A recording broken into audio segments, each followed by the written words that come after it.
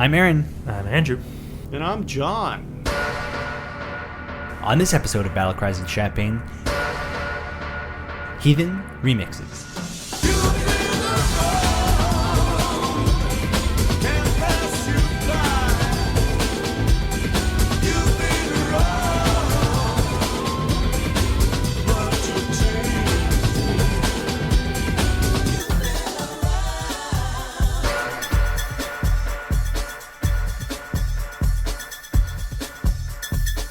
Hello, my heathens. Hello, everyone. Yeah, looking Only two more times you can say that. I'm going to keep saying it. Yeah, I'm just going to refer to all the Bowie fans as heathens, and I don't think anybody can refute that. No, how are you doing, Aaron? I am doing good. An interesting thing that I've been doing lately is I've been reading a book. Oh my goodness! Really? Yeah. Oh yeah. Revolutionary. Yeah. And anyway, this book is. I just want to bring it up just because I think it's kind of funny.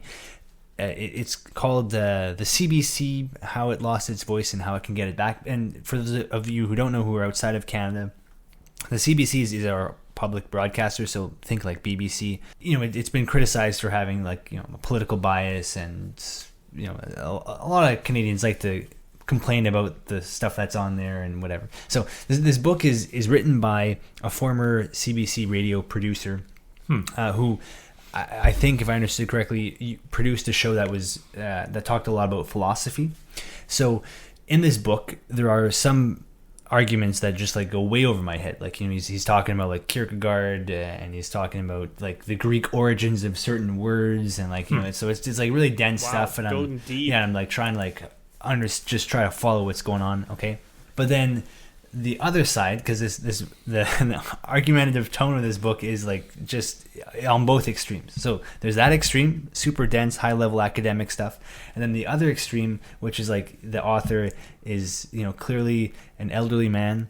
And so, sometimes it's just I heard this thing on CBC radio back in 1979, and it's not been able to get out of my head. It's still driving me crazy, And it's just you're still bringing it up, really. For example, he goes on this. He brings this up multiple times in the book, 2 or 3 times, at different sections of the one time this CBC guy announcer talked about hair bands, when he was talking about hair metal, and this guy, the author, had no idea what that meant. A hair band. Yeah, so he's just he was they completely lost me and alienated the listener. It's if you don't know, that's news. Yeah, you're going to be introduced to new things that you didn't know about before you watched it. Yeah, and then he also goes on this pages-long tirade about the word yuppie, and I feel do people care anymore about that? I don't know. So would you recommend this book? There are some really interesting things. If anything, I would recommend the second half of the book. I think is where the strengths come out. But sometimes you're just it just feels like just an old man, shaking his fist at the clouds. But I kind of grew up on the CBC, right? A lot of people did, and I agree that it's not what it once was, and probably needs some work. So I don't know. I may check that out. That's interesting. I know the CBC is transforming, as many news broadcasting outlets are.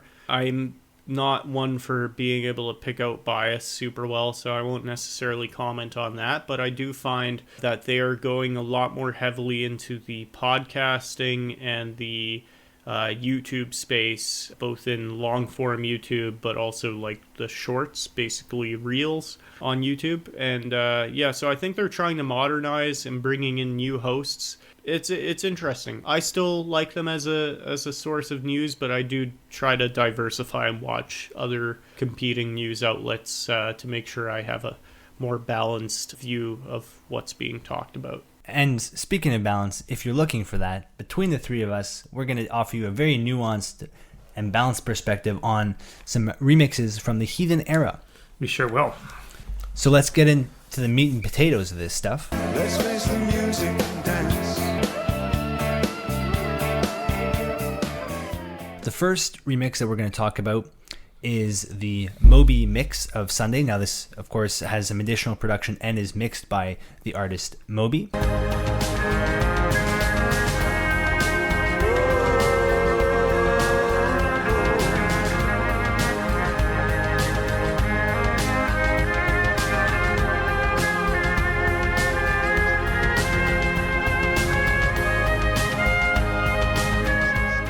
Now, the main difference that I think we all heard is that Martha Mook's violin part that was recorded during the Heathen sessions, but that was mixed quite low on the actual album track of Sunday, is much louder here. So that's kind of cool. I mean, it brings some more energy in earlier, which I liked. I was a little down on the original or the album version of this song for being a bit too slow for most of the song.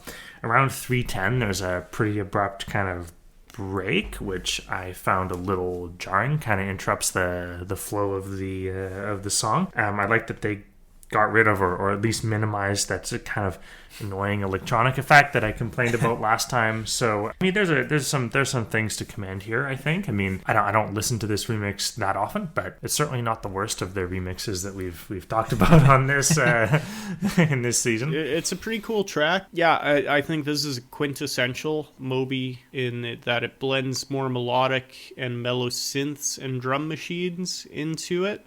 Which is a very typical production style for Moby.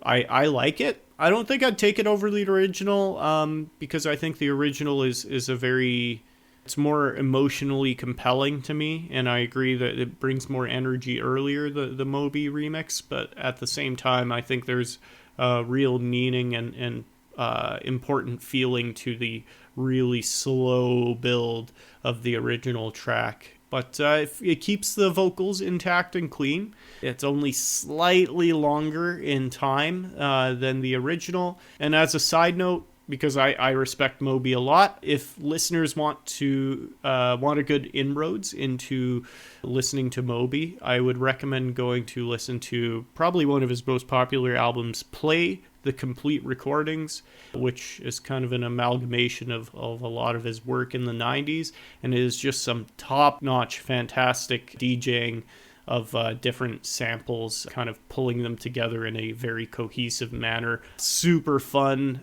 super varied listen, if you want to give that a go. Well, it's fun that, like obviously I hope that we can kind of teach people more about Bowie through this show, but if we can also introduce Bowie fans to like other artists, then that's always fun to do too. So thanks for that plug. Absolutely, and that's why we're really hoping that a lot of you are going to be checking out the legendary Stardust Cowboys recordings. I don't think we're going to be steering too many people that way based on our comments, but you never know. It might inspire some people to go listen to it. Yeah. Okay, so you basically, John, you just ripped the words untimely from the womb of my mouth. With violence, it sounds.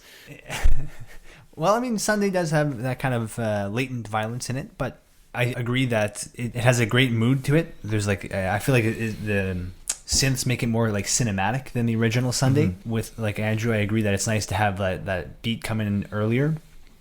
But like John said, having that happen when he launches into the everything is changed, like soaring vocal, it's just not the same because it's not like changing the whole song, right? It's just now it's just a simple part of the song. So I think it does kind of lose that a little bit, but I would say this is my favorite Heathen remix. Yeah. Oh, yeah. I do quite like it. I'll just quickly mention that there is an edit of this remix that cuts out at the part Andrew mentioned earlier where there's that drop. That's just where the edit ends. That was released on a sampler CD back in 2002. Okay, let's talk about another Sunday remix. This is a remix done by Tony Visconti, who obviously was the producer on the album. So why he needed to remix the song, and I don't know. Maybe he and Bowie had a disagreement. This was like his preferred mix, and Bowie's preferred mix was the one that ended up on the album.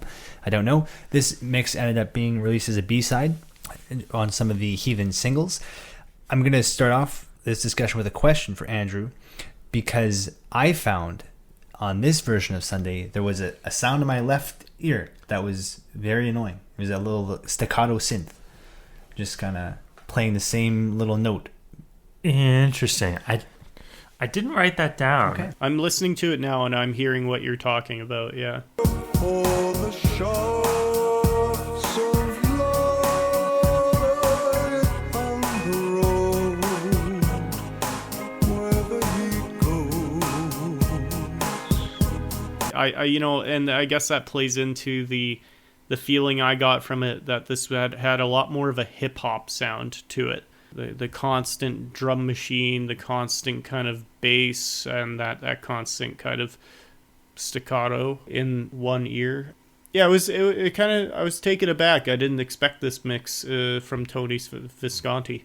So yeah, I don't love the drum machine here. Like, I know I said it needed a bit more beat and a bit more energy earlier, and you could have got that from a drum, but I don't think this was quite the way I would have done it. And then if you're gonna go in this direction, then fine, but lean into it. Like, give me a ripping guitar solo kind of 2/3 of the way through the song or whatever. Like, it felt kind of like it was trying to be something that it wasn't. So I don't know. This one's not my favorite, I have to say. That's it. Trying to be something that it wasn't. It feels like some remixes that it is a separate thing that doesn't feel honest to the original, which I find a little grating sometimes. I'm not saying it's bad. I just don't prefer it over the original for sure. But yeah, I don't know, Aaron. How do you feel about it? Yeah, I'm with you guys on this side. I don't think it really fits the song, and it's definitely not as good as the Moby mix, and it's not as good as the album mix. Mm-hmm. So it's just kind of a mix. I'm not a huge fan of the drum sound on this one. So, but I will ask you guys now, because John brought up the hip hop element. Apparently, Bowie had asked Pharrell Williams to remix several songs on Heathen.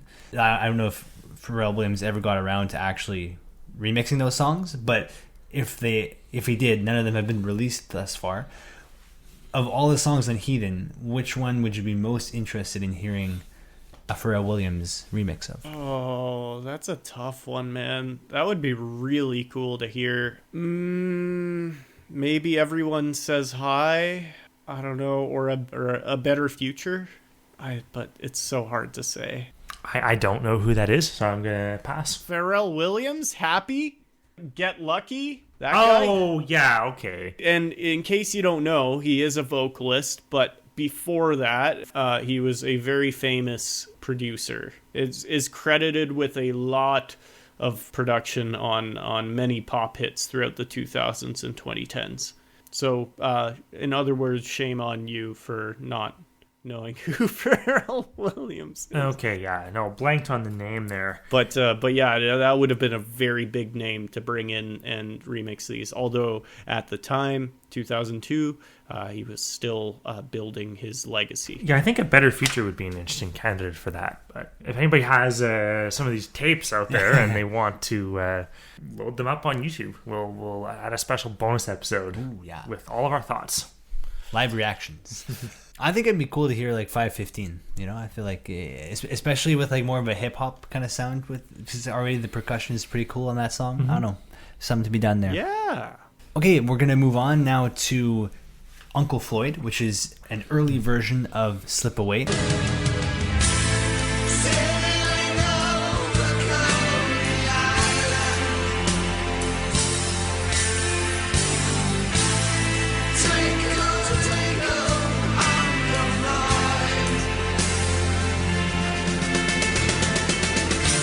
As I mentioned when we were talking about the song Slip Away originally a few episodes ago, it was initially composed during the Toy Sessions, which is the album project that preceded Heathen.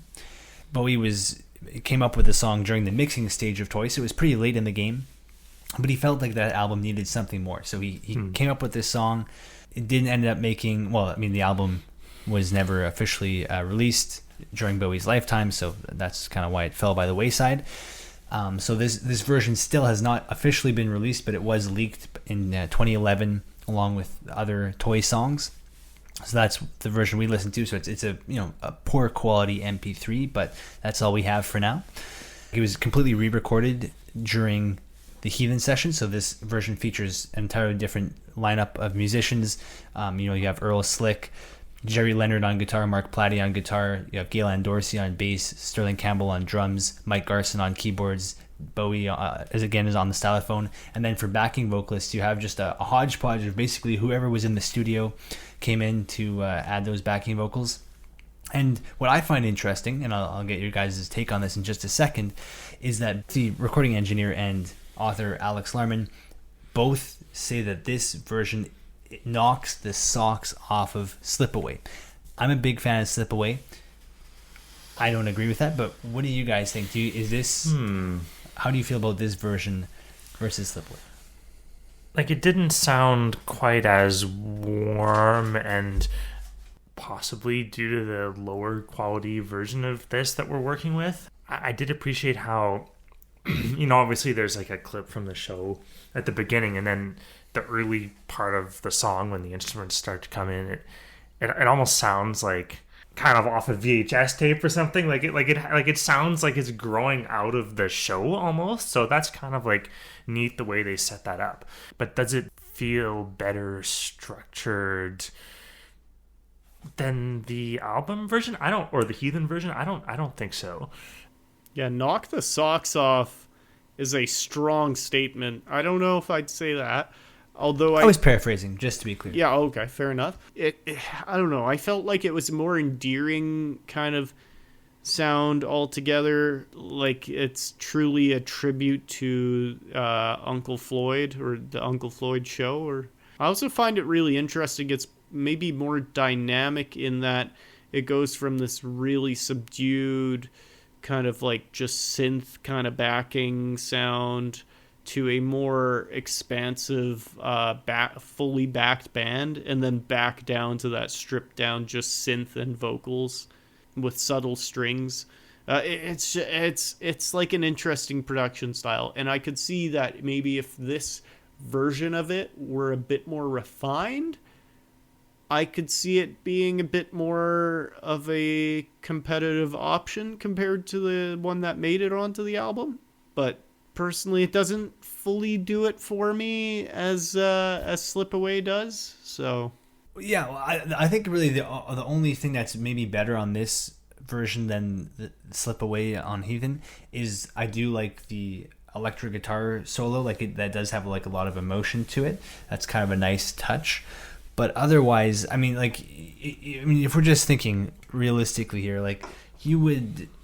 I don't think listen to Uncle Floyd repeatedly, especially with that intro from the song. Like it's cute once or twice, but like you're not going to listen to that over and over. But like Slip Away, you can listen to that on repeat if you're feeling it, By the way, so that intro you touched on, that is a clip of Oogie, the puppet of the show with Uncle Floyd. And does it not sound a lot like Elmo?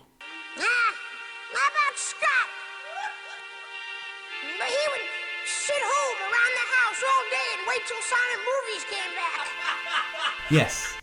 That's true. That's a good point. And they're not being lewd in the moment, but in this, this kind of put together fan video of the song, there is a image of Oogie flipping the bird to the audience or something.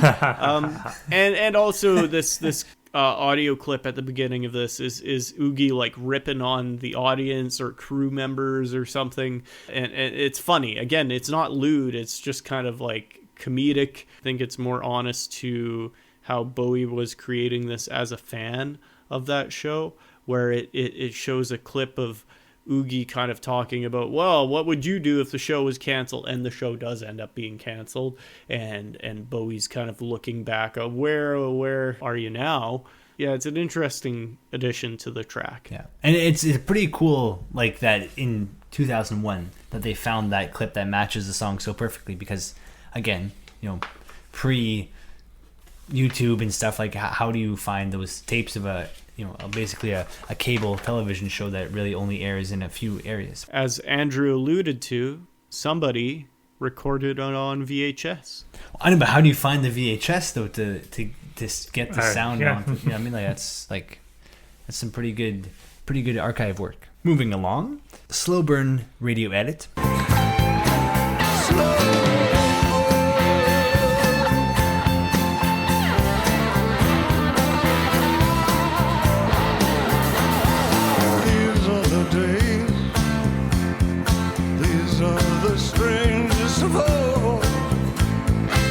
This here is 50 seconds shorter than the album version. We basically just kind of cut some of the intro and then some of the guitar saxophone kind of stuff. Look, I raved in an earlier episode about Pete Townshend on this and the great guitar work, and cutting out most of that solo I think is just an act of vandalism.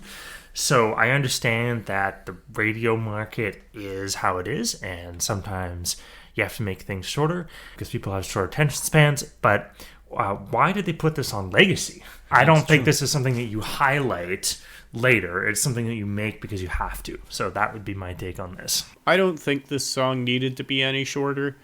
I really like the original. I don't feel like it overstayed its welcome. And so I think this is kind of an unnecessary version, but hey, it exists. It does. Yeah, I totally agree with what you guys are saying. And if anything that could have been cut, like, you know, the chorus kind of does repeat a few times towards the end, lop that off. Keep the guitar sax stuff because that's really cool. So, all right, moving on to Afraid. This is the Toy mix again. As I mentioned in an earlier episode, Afraid was recorded during the Toy sessions. So this is the original mix of that song before additional guitars were added by Mark Platty, and some of the other elements were reworked for Heathen.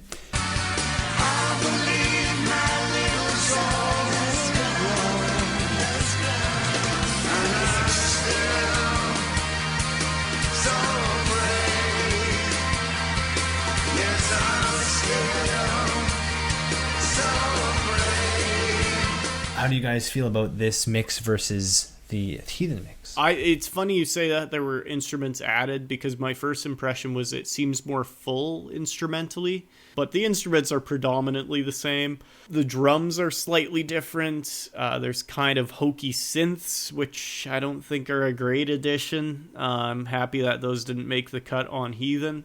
And then the seemingly wavering vocals and backing vocals are the same, because I suppose it was the same recording. It seems like the concept overall didn't change much to what came out on Heathen. Because I wrote down that it felt simpler, but now I'm like, wait a minute, what?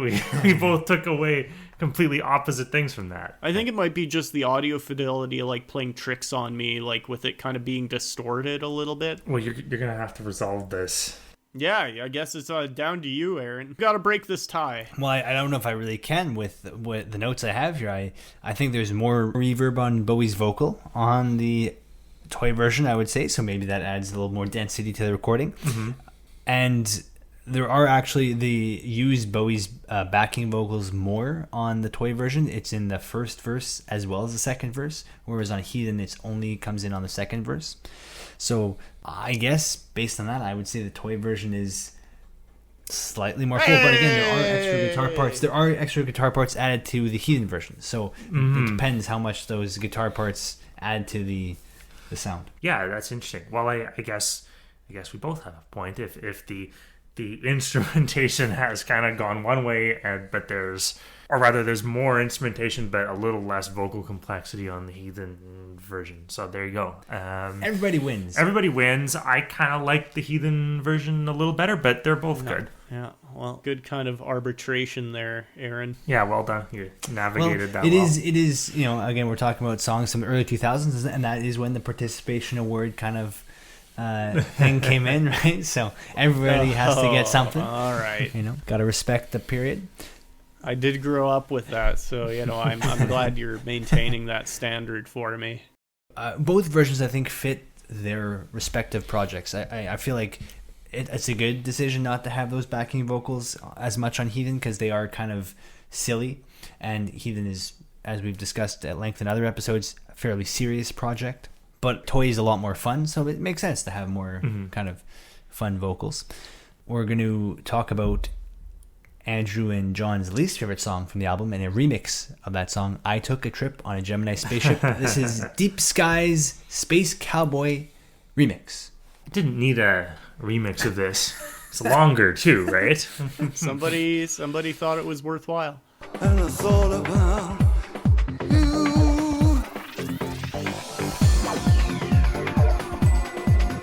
I took a walk in space. Boy, I really felt blue. I have to say, because I'm not a fan of the original. I kind of enjoyed this more than the original. Was that so? Cool. Yeah, but I think that stems from the fact that I'm a big fan of electronic music, and so I enjoyed what they did with it electronically. The lyrics that Bowie uses, the instrumentation was all kind of, it lends itself to kind of this house beat electronic mix. It oddly drops away at about halfway through at 3:30, kind of like the Moby remix of Sunday, which I'm not sure why, not a fan generally when producers do that. There's some deep synths, there's some triangle, I think, on it. Interesting additions. And then it really embraces the futuristic sounds and the kind of spacey sci-fi sounds or themes of the song. So I think it's fairly fitting. Yeah. Well, you have a much more... I mean, you appreciate electronic music more than I do. So, yeah, I don't know. It felt a bit like a chore to me, to be honest. I'm going to take the middle ground here. I think there are some interesting elements. I really like what they do with the strings. It makes it kind of sound like a Bond, like a James Bond theme. Oh, yeah. And sure. I really do like that they brought up the funky guitar element, because there is definitely a kind of a hidden funk element to this song. But, you know, after that drop, it's not as interesting. So I do kind of get bored of it by the end of it. Yeah, I do have one question that really stemmed up on this for me, because it's the Deep Sky Space Cowboy remix. Who's your favorite space cowboy, guys? Who are my options? I didn't know there was a... Like, are there a lot of them? I guess I particularly thought of Spike from the anime Cowboy Bebop. Ah, yes, that one. No, okay. So, and for anybody who's curious, Cowboy Bebop was a single season, very concise kind of show, very digestible for Western audiences, released in the 90s. I'd highly recommend giving that a look. And then the other space cowboy I thought of was, well, the basically the entire cast, but Mal, who's played by Nathan Fillion in Firefly. Oh, yes, of course. I like a literal cowboy, right? I mean, like, they herd animals on... Yeah, and that is more true to an actual cowboy than the other one. I was going to say Han Solo, right? Like, I mean, Star Wars is a space western, right? Oh, I mean, true. that's that's what it is. I mean, it's also a samurai movie, but, you know, you can follow a lineage from, like, Kurosawa to... whatever, spaghetti western to George Lucas. Like, there's a whole thing there. But anyway, we're getting far off topic here. Well, we had to mention Star Wars at some point. I had to bring it in. Sorry. Yeah, I guess let's move on to Everyone Says Hi, the radio edit.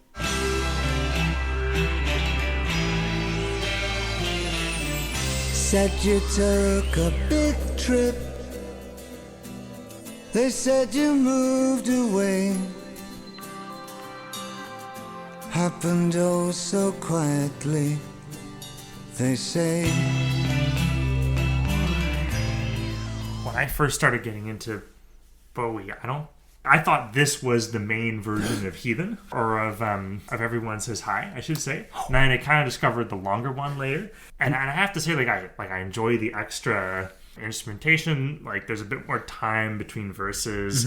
That kind of fade out at the end is longer, but I didn't feel like there was a ton lost with the radio edit the way there is for some other radio versions of some of Bowie's That's songs. true. So. But that would explain why you didn't like the Big Fat... Oh, no, that John who didn't like the Big Fat Dog. That was John. No. Okay. I've come around. I think that's a fun lyric.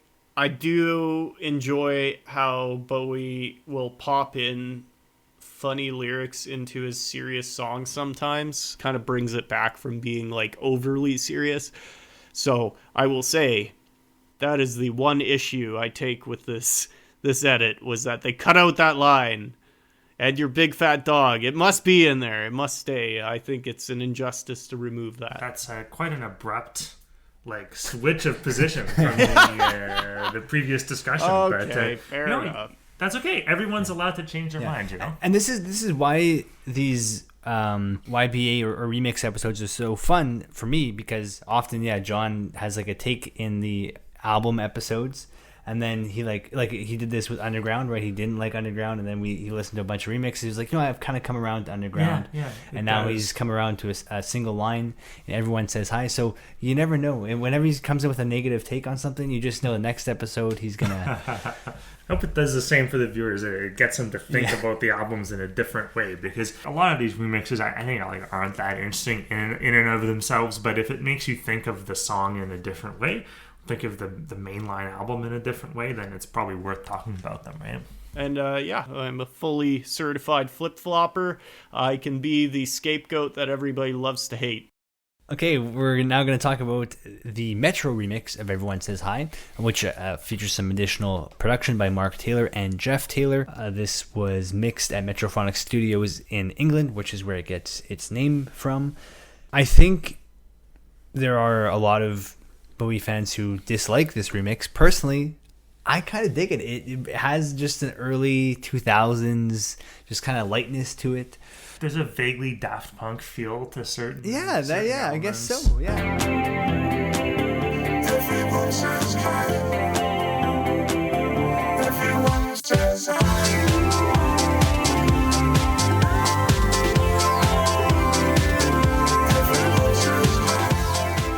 I could agree with that.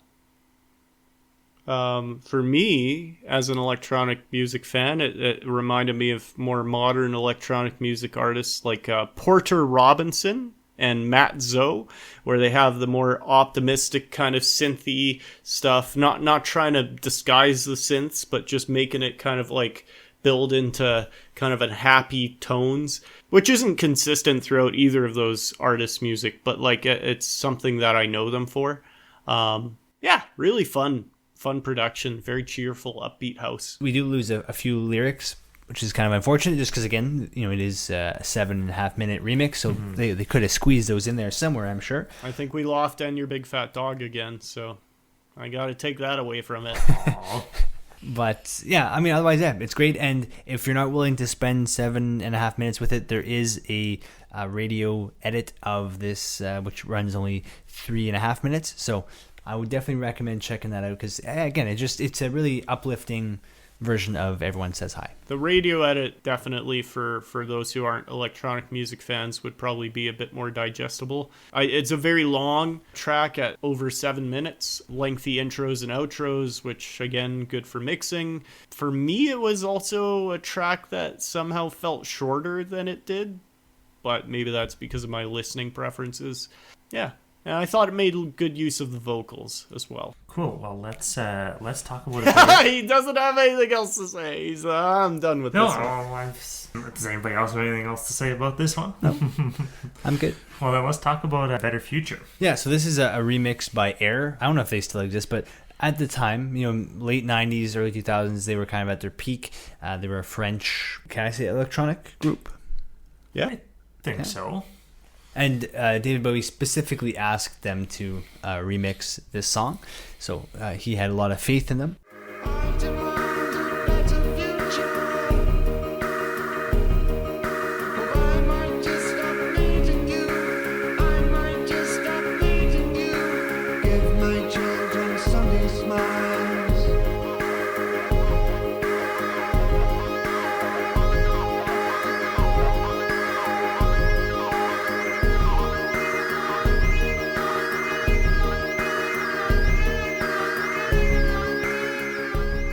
Yeah, I mean, it's definitely got some interesting things going on in it.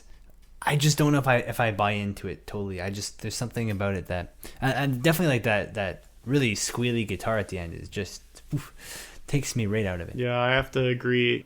There's some bits of it that are a little off-putting to me. The roboticized vocals are at times really good in the harmonizing with Bowie's regular vocals, but they're also at times a little off-putting.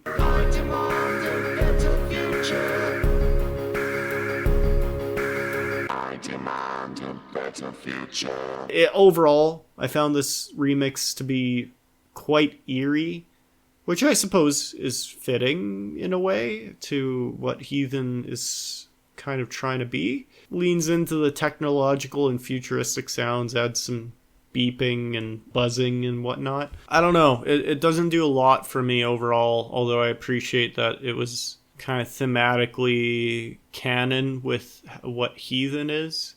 Yeah, I didn't love the robot voice either, to be honest. I could have done without that. I think we're all kind of in agreement. Kind of a take it or leave it. Didn't bring a lot of extra to how I felt about the album. Okay, well, that's all the remixes we're going to talk about in this episode. Next episode, we're going to talk about the Super Audio CD remixes from Heathen. It's going to be super.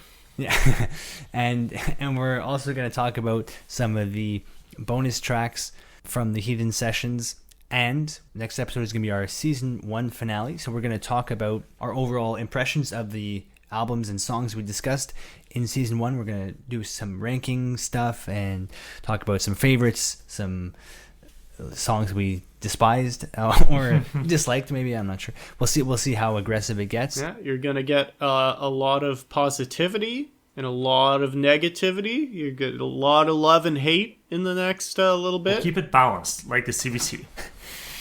I'm looking forward to reviewing the season. We've seen a whole new breadth of Bowie that I didn't know before this. We've seen lots of cool remixes and outtakes through the YBAs, and just kind of looking back at what we've covered.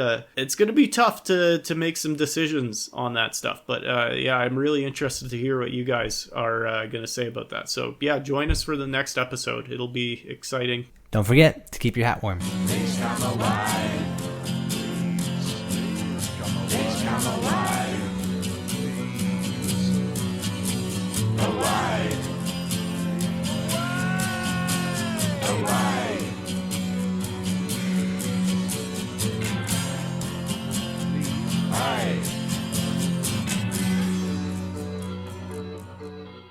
Top notch.